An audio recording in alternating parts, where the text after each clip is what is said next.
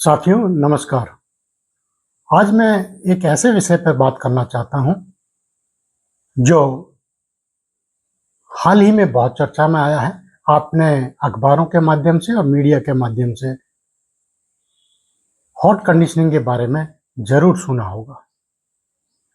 अब ये hot conditioning होता क्या है, इसका क्या उपयोग है और क्या ये रिएक्टर चलाने में आपको किसी तरह की मदद करता है।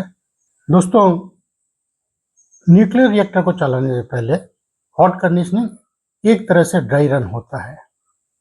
इससे हमें ये पता लगता है कि आपके कहीं सिस्टम में लीक तो नहीं है, क्या पाइपलाइनें आपकी हाई टेम्परेचर हाई प्रेशर पे विस्टैंड कर पाएगी, उसमें थर्मल एक्सपांशन कितना होगा। सबसे महत्वपूर्ण काम रसायन विज्ञान की टीम का होता है, जो इन पाइपलाइनों के भीतर एक सुरक्षा कवच को तैयार करते हैं, जिससे न्यूक्लियर रिएक्टर की लाइफ बढ़ाने में मदद मिलती है। आज हमारे साथ हमारे सबसे यंग साइंटिस्ट, जो कि केवल 70 साल के हैं, श्री पी.के. पॉल मौजूद हैं और मैं चाहूँगा कि हॉट कंडीशनिंग के बारे में आपको विस्तार से समझाएं। देखिए, जब रिएक्टर का कंस्ट्रक्शन का काम पूरा हो जाता है तो एक महत्वपूर्ण कार्य किया जाता है जिसको हम कहते हैं हॉट कंडीशनिंग। तो हॉट कंडीशनिंग क्यों करना पड़ता है, इसका बारे में हम थोड़ा बात कर लेते हैं। देखिए, जो प्राइमरी हीट ट्रांसपोर्ट सिस्टम जो कि कोर में से ऊर्जा को लेके स्टीम जनरेटर तक ले जाता है, वहाँ स्टीम बनता है, उस स्टीम को हाई प्रेशर में टरबाइन के ऊपर डाल के टरबाइन को घुमाया जाता है। तो ऐसे कंडीशंस में ये जो सिस्टम है, इसमें जब पानी डालते हैं प्राइमरी हीट ट्रांसपोर्ट सिस्टम में, तो पानी में डिसॉल्व ऑक्सीजन काफ़ी ज़्यादा होती है, तो जो कार्बन स्टील का करोशन हो सकता है।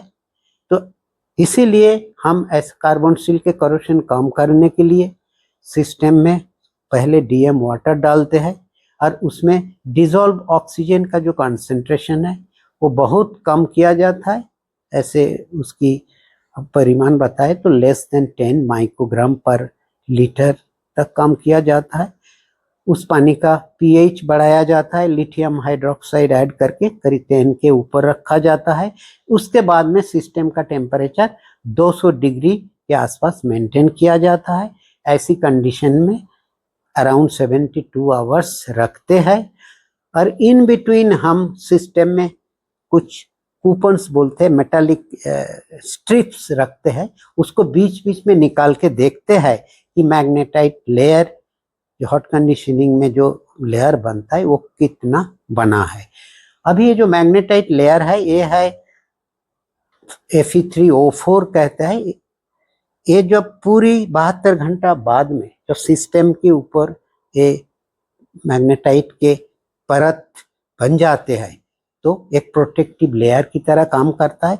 बाद में जब रिएक्टर को हम ऑपरेट करते हैं और हेवी वाटर भरते हैं तब सिस्टम में करोशन बिल्कुल कम होता है, क्योंकि कार्बन स्टील के ऊपर एक प्रोटेक्टिव मैग्नेटाइट के प्रोटेक्टिव लेयर बना हुआ होता है।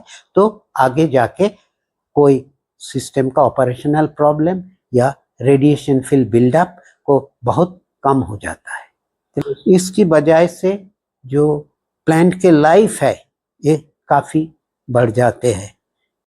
इस वीडियो को पूरा देखने के लिए आपका आभार, शुक्रिया तथा धन्यवाद। हमारी इस कोशिश को 1 से 10 के बीच में रेट कर कमेंट में अपनी रेटिंग जरूर डालें। आपकी रेटिंग से हमें आपको न्यूक्लियर इंडस्ट्री से जुड़े कौन से विषय पसंद आते हैं इसके बारे में जानकारी मिलती है, अतः आपकी रेटिंग का हमें इंतजार रहेगा।